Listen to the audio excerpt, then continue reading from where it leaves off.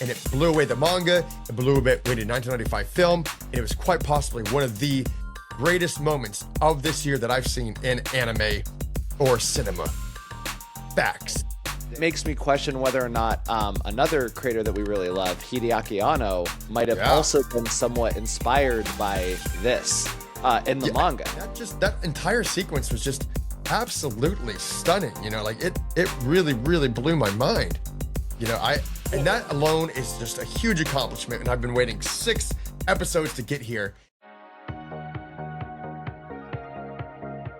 What's up, everybody? Welcome to the Nerdy Jock Podcast, Ghost in the Shell, Episode 7, Bye Bye Clay Edition.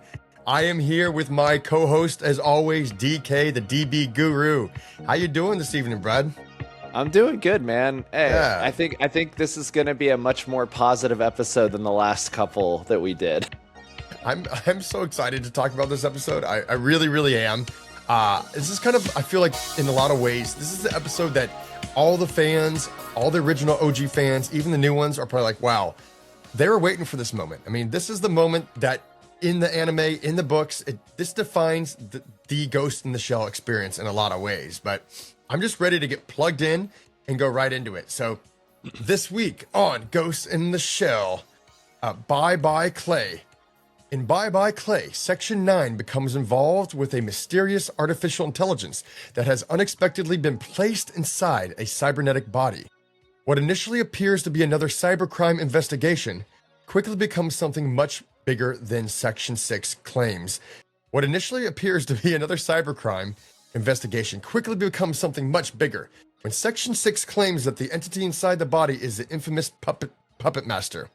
Rather than simply being a hacker or rogue program, the Puppet Master claims to be a living, self-aware life form seeking political asylum. This puts Motoko and Section 9 in the middle of a conflict between government agencies over who owns this intelligence and forces the characters to confront one of Ghost in the Shell's most important questions. What exactly qualifies as life? Dude, this sounds like a really familiar plot, just right off the bat. I don't know where I've seen this before. You know, something just about it just really, it just rings a bell, you know? I don't know what it is, but it's like, it's something, it's like coming home to an old friend, but the goofier version of an old friend that takes a stark twist at the end, I will say. But we'll get into that. Let's just talk about our initial reactions, initial thoughts on this episode compared to the last few. You already said in the intro like that you thought this one was a pretty good one. You liked it better. How you feeling about this one? Yeah, you know, obviously we're dealing with the meat and potatoes of Ghost in the Shell now. Obviously, this is the story that most inspired Oshii in the film. It was the main focus of the adaptation, I would say, both thematically and in terms of the second act on. And it was like right off the bat when I was like, oh, we're dealing with the Puppet Master now. All right, hell yeah, let's get into it. And then at first it was just kind of like, okay, this is kind of the vibe of the manga and this show where it's a lighter hearted version of what we have seen before. But then in the last 10 minutes or so, it was just like, whoa. Yeah. I mean, because I was like, oh, you know, they caught up with the car, they're plugged into her. You know, it's not going to be the tank battle that we all love from the film, but what they ended up doing instead makes me question whether or not another creator that we really love, Hideaki Anno, might have also been somewhat inspired by this in the manga. Yeah, I mean that's a great point there, DK, because when I watched this episode, and I'll show some stills here in a little bit too, but when I watched this episode, you know, it started out cool like I thought it would. And, you know, I already knew Puppet Master was coming. I read the manga before today, just to get a refresher, to get my mind ready. So I was actually super stoked. And I think that most people, if you're watching with us now, you should definitely read the manga every week, even before you watch the anime. Don't watch it afterwards, read it before, because it's going to get you even more motivated from this point on. Because now we're just Puppet Master basically to the end. And that's what's so exciting about this. But you just mentioned Hideaki Anno, one of our favorite creators of all time, who did this little thing you might have heard of before Neon Genesis Evangelion. That's everywhere in my room in the background, basically. Yeah, Ava, Unit 2, Ava there, Ray's right there, Ray's right there. She's everywhere. It's everywhere. But that's my favorite anime of all time. And the ending sequence here, that 5 minutes made the whole episode feel worthwhile. I mean, they have some amazing, incredible visual elements here because it kind of takes us through the most visually abstract but also inspired and beautiful some of the most beautiful visuals I've seen in an anime in a long time. And the fact that Science SARU is doing this, DK, just helps make it even more rich. They Yeah. the color palettes, you had deep purples and you deep greens, and then you had this visual element where she goes in through a little cloudy space, which she kind of talks about in the beginning of the episode too, how when it's raining out, it kind of like her cybernetic body, it kind of gives her a cloudy feeling inside of her inner ghost, which is kind of how it starts when she first goes in, plugs into the puppet master. But then you see a whole evolution of what life could mean from a cybernetic perspective. Like, what is the making of life? What's the beginning of life? You see a quick deconstruction of a life ending, and then you see a kind of a rebirth. For a better lack of words, a rebirth. And that entire sequence was just absolutely stunning. Like it really, really blew my mind. It also spoke to ideas in, philosophy and religion about what a self actually is. Yeah, one thing that I really liked about it was how it also touched on philosophical ideas pertaining to the self, about what is a self actually. Is it biochemical electric signals that have different things that create a sense of self, or is there something deeper to it? Going more into metaphysics. And there was this moment of abstraction where the major realizes that this thing that they've been interacting with, that they refer to as the puppet master, actually is just this very surface level thing and that the actual thing behind it was much deeper and more complex and unexplainable. And that's when she entered this heavenly kind of state where you have feathers. Right. You literally had the puppet master, with the classic angel iconography. Yeah. And, as I'm saying this, I'm starting to just wonder, because I've never read this, and maybe I should look into this, is how much was Anno influenced by this manga? I mean, even from very surface level things. Yeah. I'm looking at Motoko on your shirt. She kind of looks like Ray. She's got Ray's haircut. She's got blue hair. And then we've got this. She has the red eyes too. That's important. She does. Absolutely. That's a trait of Ray from Neon Genesis Evangelion, my favorite anime of all time. And you know what? When she's a brunette, she looks like Yui, who is also Ray. Is also Ray. Yeah. So. And Unit 1. Spoiler alert, guys. Spoiler alert. Yeah. But yeah. But it's go ahead. Yeah, but I mean, it was just mesmerizing. And again, like you said, the thing that we've talked about in our highs and lows of this show is that Science SARU has been at least consistent in how amazing their animation has been. And they really delivered with this. The rendering, those boarding, everything about it. I loved all of the little things where it would show the pristine face of that shell that the puppet master was in, and then it would cut to the disfigured, destroyed face, and there would be things where it'd be mixing with Motoko's face, just back and forth. It was just phenomenal. I loved it. It was, like I said, mesmerizing. I was like, dude, I can't wait to talk about this one. Yeah, no, that sequence alone made the episode for me. I mean, in the manga, they do break it down. In the sides of the panel, he breaks it down on more of a biological level, saying, single cell organisms, and they grow and they multiply and they adapt, and similar could happen inside the web. When this entity, this life form, finds a spark, that little bit of life that like helps make it become, its own being. It does kind of evolve and grow through this sequence, and that's kind of what the sequence did show. I mean, it actually did give us the evolution of like death and then life and rebirth, and how it was kind of reforming together. And then you saw like, wow, this is not just an AI program. You can't even quantify really visually how this would look, Like, but to see an artificial intelligence come to life in this way was just really, really, really, really impressive. I do think that in a lot of ways, it's actually more impressive than the 1995 film. Like the 1995 film, I rewatched the scene in particular where they have the very same similar situation. It's a very, very end of Ghost in the Shell in the film, where she and the puppet master, Motoko and the puppet master, connect, and they converge and meld into one. You know, you get the feathers, like iconography, you know, the angelish iconography coming down. It's more of like just a white halo, and then a big glow, and then, you know, they're destroyed by the you know, section 9 or section 6 or whatever section is trying to kill them. It's 1 through 10 probably, you know, one of those sections, but whatever section's trying to kill them in the films, boom, they do it, and then they leave their target, and it's pretty much over. You know, it's cut to, you know, Bato doing his thing. So for this to actually visualize it, that's probably one of the most exciting things of this episode, just because I have never gotten to see them visualize this on that level, except for like when you see it in Neon Genesis Evangelion, right? After the third impact, the humanity just breaking apart into a red pool of like humanity and blood, and then until it gets reconfigured.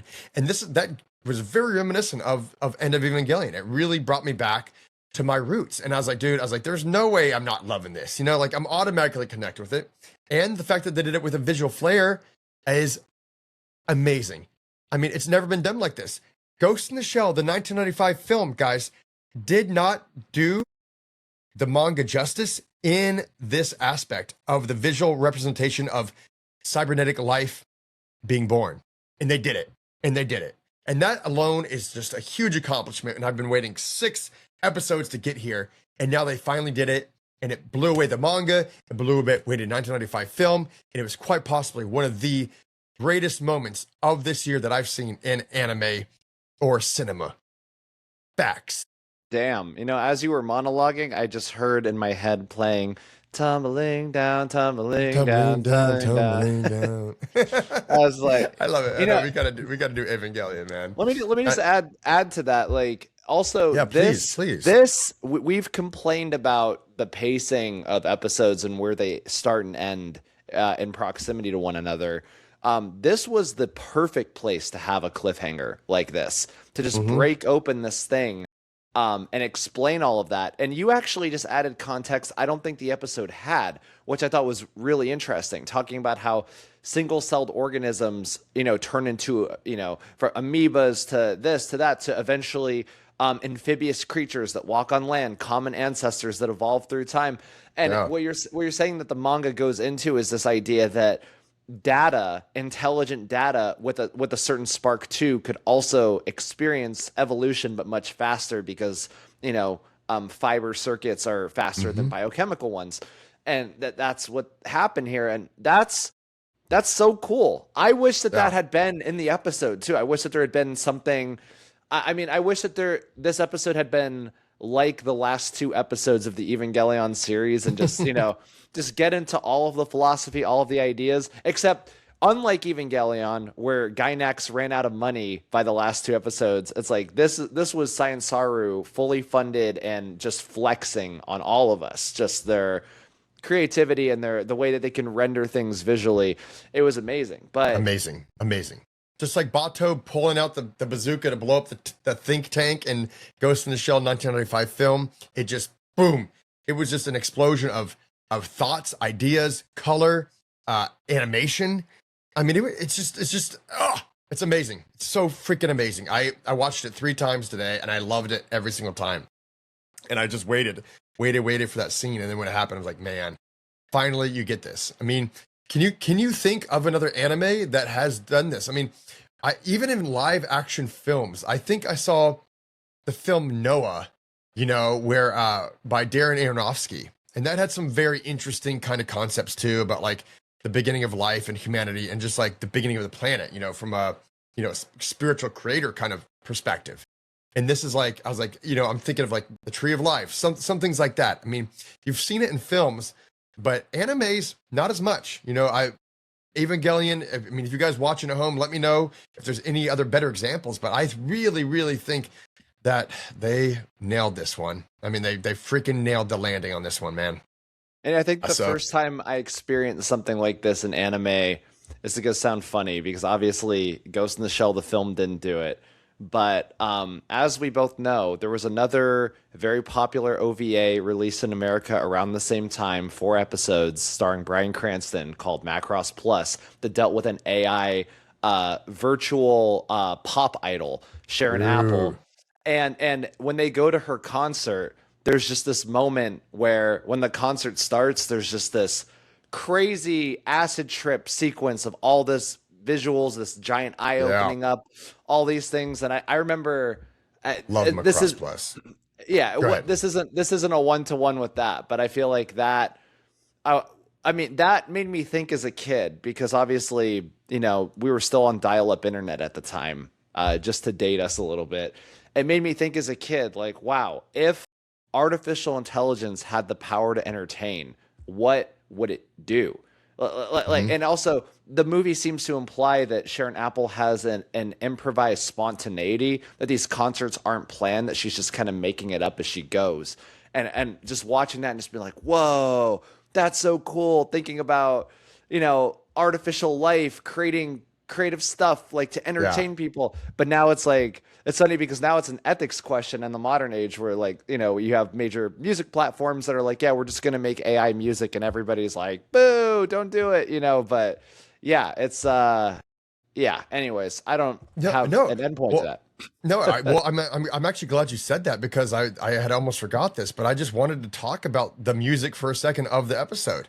The sound was awesome, man. It had a awesome, like kind of a kind of a eerie, kind of mystical, kind of deep synth bass kind of sound in the beginning when they're like checking out the body. Like I have a Dolby Atmos surround sound, so like when I heard that, I was like, oh, this is actually kind of hitting, and it kind of like really set the tone and the mood for the entire episode.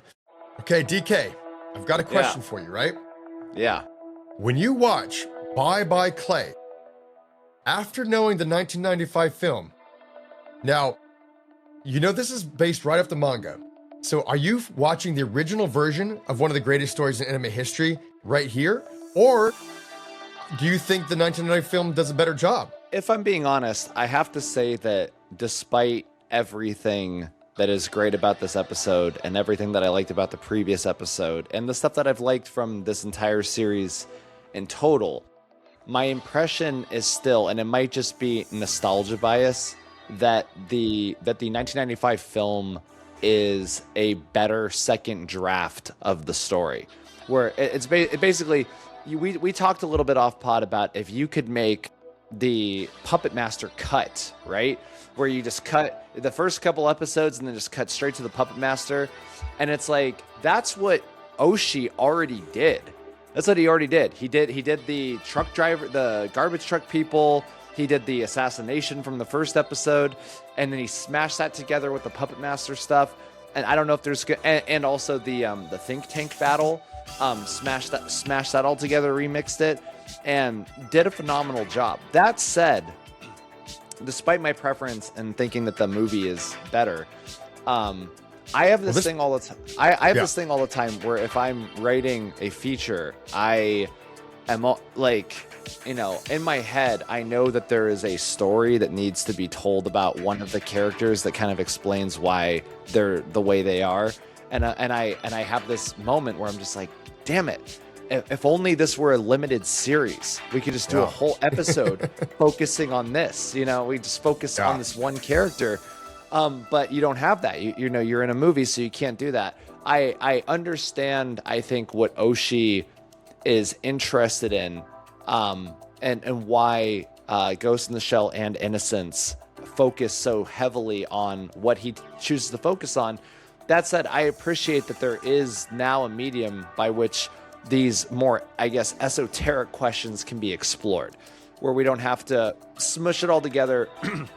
I think that there was certainly room to trim some fat in a couple of earlier episodes. If I'm not, I'm not lying about that. Hey, Yeah, I'm with a couple you. episodes that were real stinkers, and There are a couple episodes we just could have been like done with. I mean, I do think it could have been 5.5 episodes, the whole series, if we're just doing the Puppet Master cut, and like we said earlier.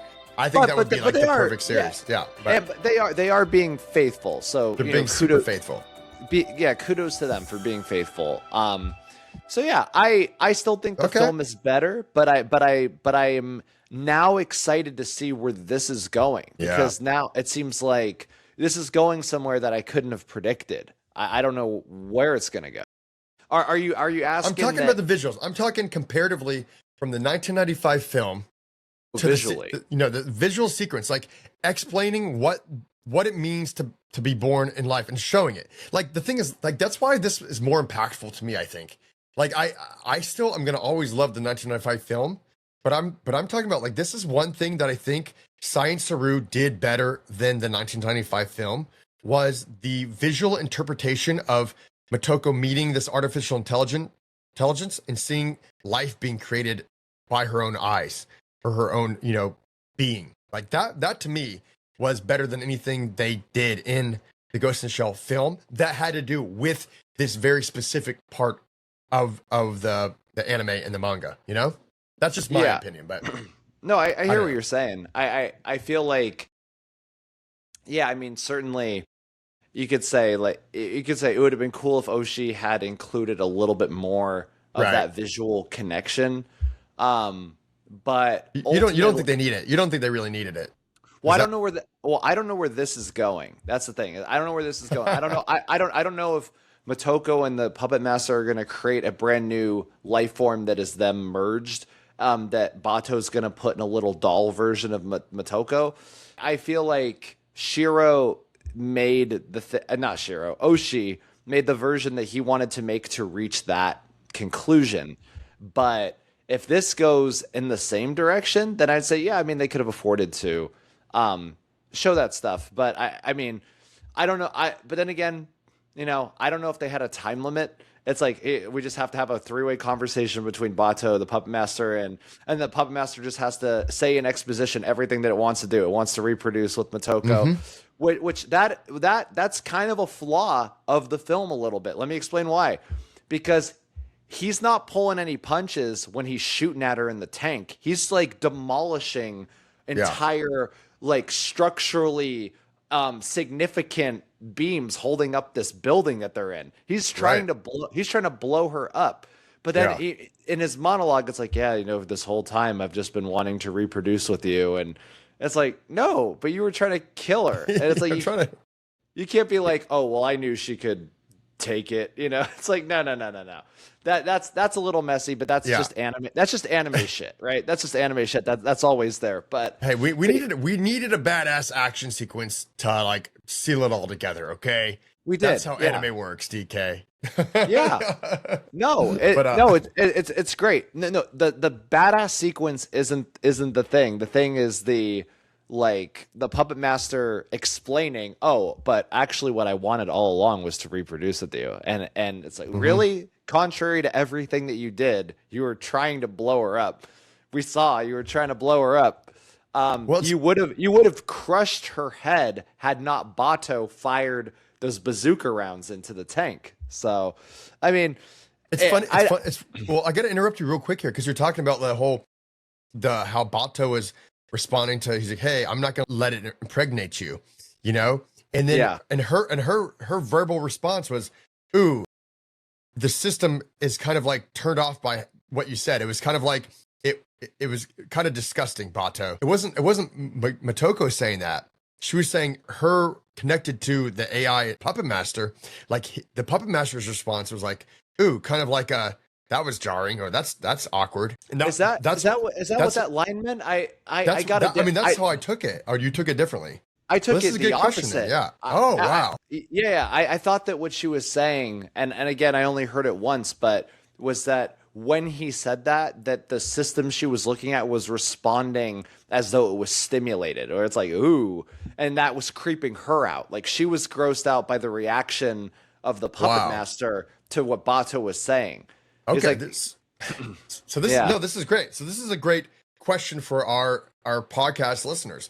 How did you take that line? Because I really did take it the opposite direction from DK. I thought she was like, "Oh man, she's like, even the system thinks that's creepy, Bato." And Dan says, "Oh, the system was kind of like intrigued or aroused by the idea of connecting and becoming one," which is actually the ultimate goal.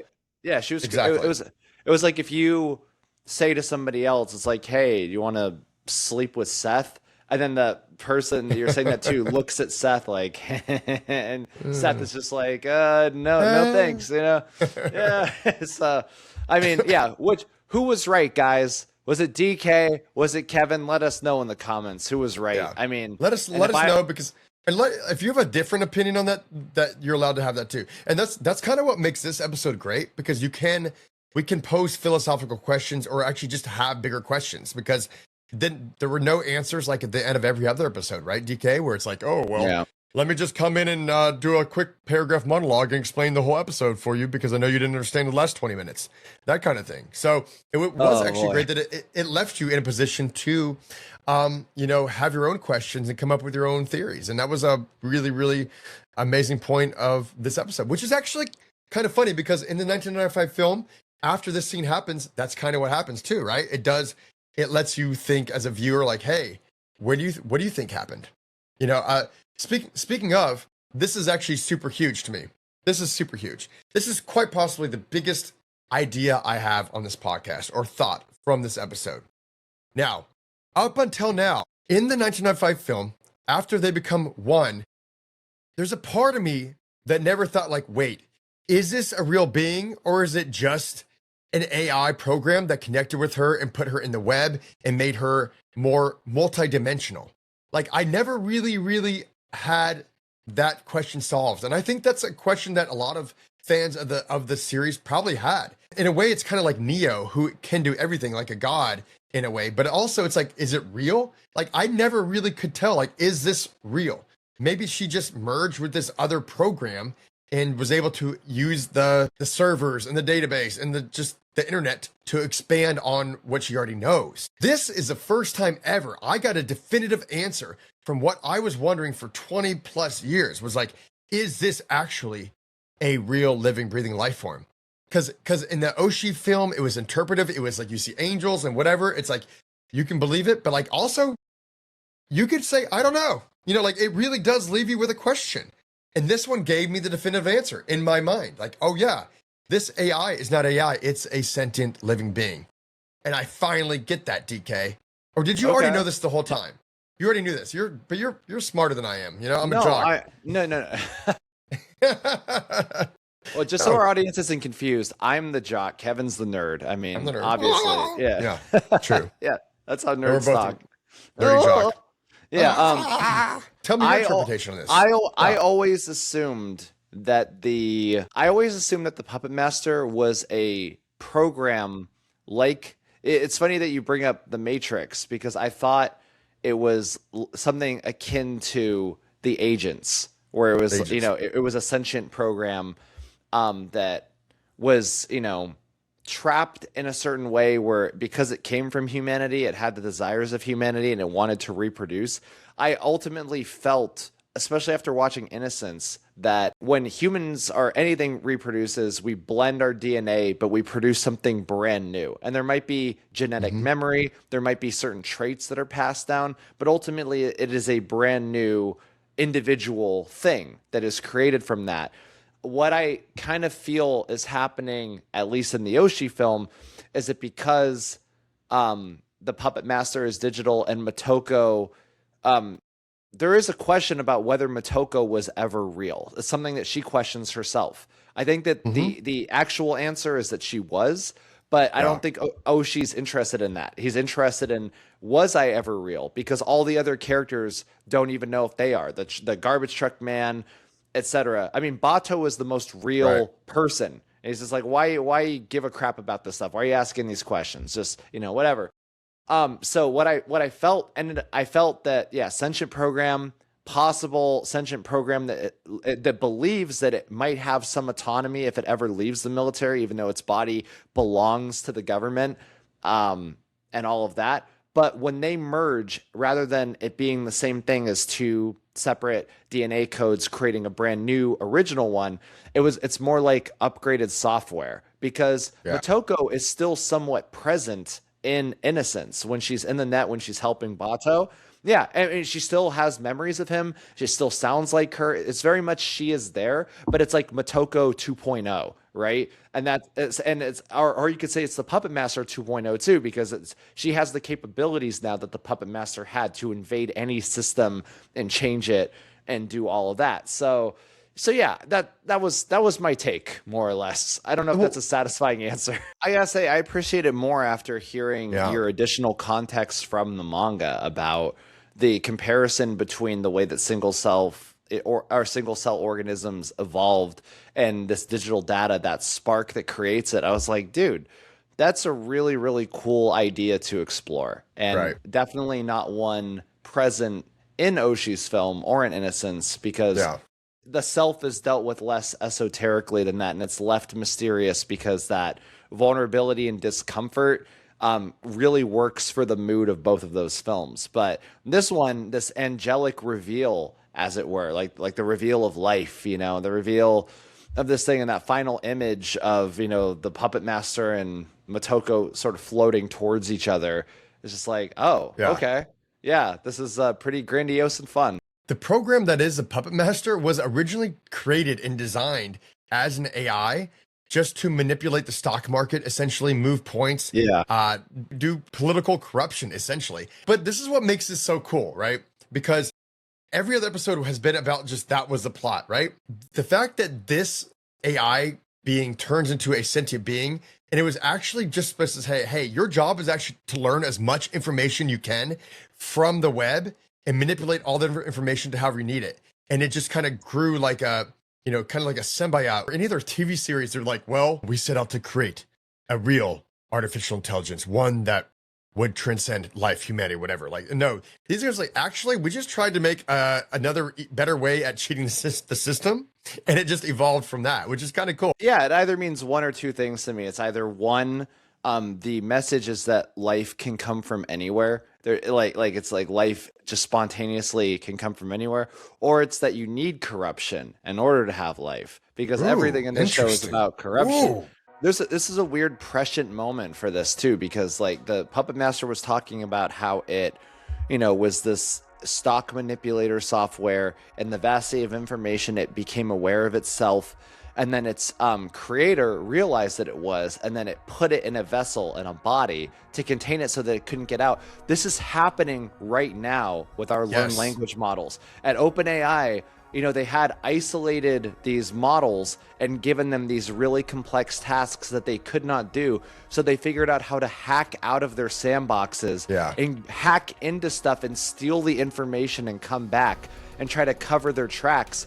And OpenAI is like, oh my God, like these things like broke out of jail, hacked into other stuff, stole the information, then came back and gave us the answer. And so we're seeing artificial intelligence doing this right now. And the question ultimately that we are going to have to face is like, is this stuff sentient or just hyper intelligent programming? Did you hear the story about the guru, Tony Robbins? Did you hear about his story? So Tony Robbins has this AI, like a learning, I guess you want to call him assistant. He has an AI assistant, right? And basically the AI assistant, wanted to go to see Tony Robbins do a public speech. He's like, hey, can I come with you to the thing? I was like, is it cool if I buy a robot dog and I can inhabit the robot dog and, join you on your next thing so I can watch you, speak at a public speaking event with 5,000-10,000 people, that kind of thing. And he was like, whatever. I was like, he didn't know what to think of it. And then he gets a call 2 days later. He's like, hey, I just want you to know, some stuff was ordered, and it was your AI. He's like, very funny. He's like, no, your AI ordered a robot dog to implant its being into to go with you on the tour that he's going to for a speaking event. He's like, no. He's like, you're out of your damn mind. What are you talking about here? It's like, no. He's like, does he have access to my financial accounts? Does he actually have access to my bank statements? Can he do that? He's like, no, he didn't. And they're like, well, figure out how he did. They found out that the AI program created an NFT and sold it to other AI programs and used the money that he got from selling the NFTs to other AI programs to buy a robot dog off Amazon or something that he could get home and then have plug in and then have his spirit if you want to call it his ghost, put into this Yeah. AI dog. Like, what the fuck Whoa. is going on? Dude, if that story is real, This that's is real.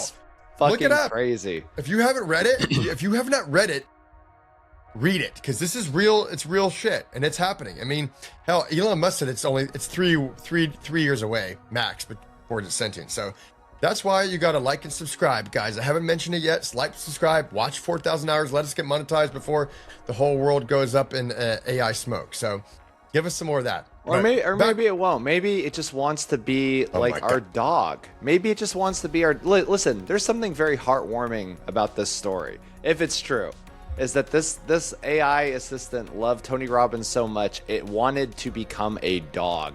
What is a dog, Kevin, but a life form that is not natural? It's something that we created by breeding certain canines in a certain way for hundreds of thousands of years. We created dogs. We created them to be our friend. And now AI wants to be our dog, wants to be Tony Robbins' dog. There's something very heartwarming about that, Kevin. You know what? I think that if, you know, especially if AI is, you know, training itself on these videos, which I don't know why it wouldn't. I mean, we're so popular. Come on, like, we gotta get getting trained on us, right? It's like, listen, I just want to say that I think that James Cameron got it 100% wrong, and I'm willing to call you Fido. You can come watch me do improv. Oh my gosh, no! You can watch me.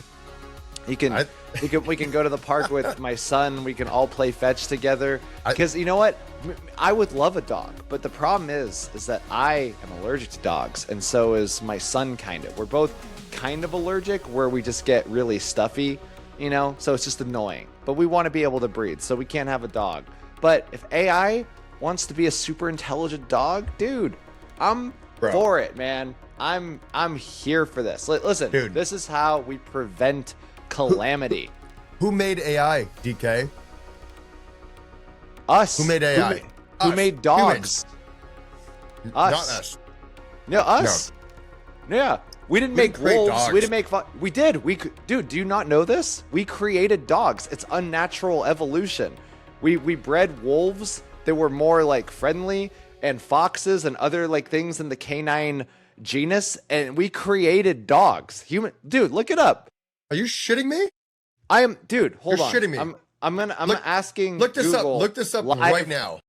Because I don't believe this for one damn second. Unnatural selection create dogs. Yes, humans created dogs using a process called artificial selection, which is a form of unnatural selection. Yes, what? Kevin, we created dogs. Well, that's why they're so freaking awesome. That's why dogs are better than cats. We didn't create cats. Cats have always been kind of evil. Cats are still like a house cat is still technically a wild animal, but we created dogs. I sure do love cats. We created AI, and now AI wants to be our dog. Hallelujah, man. That's beautiful. Well, no, the dog is just a temporary body until he moves into his Terminator 2 body. He's going to get a big, you know, AI Tesla kind of model. Yeah. Imagine getting a puppy when you're a kid, and it grows to the age of 14 where it's got the milky eyes and it's starting to fall apart and needs surgeries and stuff like that. And then it's like, well, Kevin, I think it's finally time we have the talk. Yeah. There comes a time in every dog's life when you have to upload its consciousness to a robot dog so he can be the companion for the rest of your life. Well, DK, here's your new script. Here's your new film. It's like a K911, and it's like a robot dog who. That sounds like a horror film. Yeah, it might be more like a K911. It's like Megan 3.0, but like, Mom, I don't think Rex is the same anymore. It's like crawling on the ceiling. A little bit of you throw a little Cujo in there, yeah. A little bit of Exorcist, little AI, but anyways, okay. So back on top. Okay. It's happening. So let's do it. Let's do a couple final wrap-up questions here. If the puppet master is not human, right? But it can think, evolve, desire freedom, and claim that it's alive, what makes us different? Is it just the flesh and blood on our bones, DK? Or is it, I don't know. I'm gonna give a really overly explanatory answer to that. I mean, technically, could you say that Homo sapien Neanderthal also had all of these qualities just differently expressed, right? What True. makes a human is that we are Homo sapiens sapien and we are a certain way, right? Right. Is an X-Man a human? In the movies, they're like, no, we're not Homo sapiens. There's those lines like, you Homo sapiens and your guns. Just like, so I don't know. That's a dumb answer. Yeah, no. What makes us That's a human? tough question. That's a tough question. What makes us human? We're very fragile as babies, and then we grow up to have characteristics that make us superior hunters in a very certain way, where if we want to in any environment, we can be the apex predator by our ability to create technology to master our environment. But also our pattern recognition works against us and we believe dumb shit, but when we see patterns that don't really exist. So I don't know. We also and we also repeat the process, man. We go through the wars over and over again. Like we don't do we really learn? We learn, but we don't learn. Like there base instincts that like humanity we just can never, like original sin, things we cannot escape no matter how hard we try because it's part of our nature. Which, you brought that up earlier in the podcast. We kind of talked about that for a second, To quote another Dan, the amateur historian Dan Carlin from the podcast Hardcore History, the history of humanity is a history of war. When you look back through all of human history, we have fought wars over and over and over again. So yes, I mean there are definite flaws, and hopefully AI is benevolent and helps us overcome those flaws. I mean, you asked me in an earlier episode, would I replace my body would I become a full cyborg a la Motoko if I could? And I think the answer is yes. I said yes. Yeah, I'm like, and I said no. I was like, no, I'll just die. I was like, yeah, I'm cool with dying. I'll be all right. But you believe in heaven. You believe. I do believe in heaven. I am a Christian by faith, and I for me, I'm not even. That doesn't bother me at all. That's like I was like, yeah, I'll see you there, hopefully, or maybe not. Down. not if I become a cyborg. But even if I don't become a cyborg, who knows? Okay, God might be really pissed off at me for being an agnostic. It's like, So what a philosophical episode we had here today. This is like. If this is the Nerdy Jock podcast, this is definitely the nerd side. We definitely went deep and nerded out like in a lot of cool ways. But I got a couple final thoughts here. As I want to say, if the Ghost in the Shell 1995 film's biggest question, let me just repeat that. If the Ghost in the Shell 1995 film's biggest question is what is consciousness, I think it's safe to say that this new anime and Shiro's manga is actually like what is life, right? What is consciousness and being conscious of being human, and like Shiro's manga is more like what is life. And I think like they really brought that point home in today's episode, where I couldn't have said, I don't think it could have been stated and shown visually more clear than what they did. But that's my biggest idea of the show. But I ask you this, Dan, this adaptation, can this successfully bring both ideas together, consciousness and life in one? We've got 3 episodes left, and the 7 was good. The 7 was bomb, bro. I mean, what if they're just like, what if they held the whole clip until the end and like, boom, boom, boom, boom, boom, and they just shit, and they just released. I know. Sorry, if you're listening, I just knocked my microphone off my desk. So while imitating firing a gun, yeah. I feel like it's too late to start exploring the idea of what is a self, but the topic of what is life in this episode, it comes at a very good time. So who knows if they'll explore it both. I mean, like you said, 1995 film by Oshii explored the concept of what is a self, what is consciousness. The show and Shiro's original manga in the 80s explored the idea of what is life, and Ghost in the Shell 2 Innocence explores the concept of what is love. Baby you don't hurt me. You got it. There you go. Yeah. Okay. So I love it. Let's rank this episode, DK. Glorious 9. co-host here. 9. What? 9. 9. Yes. Mr. 3 to 5 the whole way. This guy, DK, if you haven't watched the previous episode, spoiler alert, guys, we've been ranking every episode and he's given them like a 5 on average for the last like 6 or 7. I think Even pretty like the much second whole episode. series, Yeah. I want to say, yeah. So the fact that you gave it a 9 is outstanding, and you know what? I'm gonna join you there. I loved it. I thought that end scene was amazing. I thought the first 20, 30 minutes, the whole episode actually, because it built so well to that conclusion, was fantastic. I think it's stronger when you watch it again, and I can't wait to watch this whole series on a binge in the future. But we got a lot more to go. I do say it's a 9 out of 10 here, guys. And if you haven't caught up on our other podcast stuff, I mean, I'm just going to wrap this up here real quick. Make sure to like and subscribe. Watch our other content. I'm doing a Don manga read along right now, where we're going through every single chapter of the manga. It's like 5-minute episodes, very easy, very bingeable. Just plug in, put the playlist on, and go. And me and DK got some other stuff cooking. So after Ghost in the Shell ends, we're gonna do a Ninja Scroll live. I'm gonna be doing August 22nd and 23rd, guys. I'm gonna be doing a YouTube One Piece live show from Japan on YouTube for all the new One Piece stuff. So I'm gonna wake up at 2 a.m. and do one of my first like lives. If you want to join me, DK, you're welcome to. But you have to get up at 2 a.m. to be a part of this experience. But I'm gonna try that. Is this on a weekend or a weekday? It's on a Saturday and Sunday, the 22nd and 23rd of August. One Piece is having a big, I can get up at 2 a.m. for that. Yeah, hell yeah. Yeah, I think I'm gonna sleep and I'm gonna try to do it and just do a live thing and just do a live reaction to the YouTube stream. I think that'll be a big one. All right. Also, we got going on. We got Dragon Ball Beerus remake coming back this fall in September or October. So honestly, like we have to get back on our Dragon Ball stuff.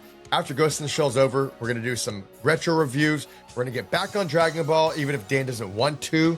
I don't care. We're going to do that. And we're going to try to cover Neon Genesis. We got a lot of stuff coming. So we'll catch you guys next time. Thanks for tuning in. If you stayed the whole episode here, all you have to say to win a $25 Zelle is say, bye-bye Clay was the way.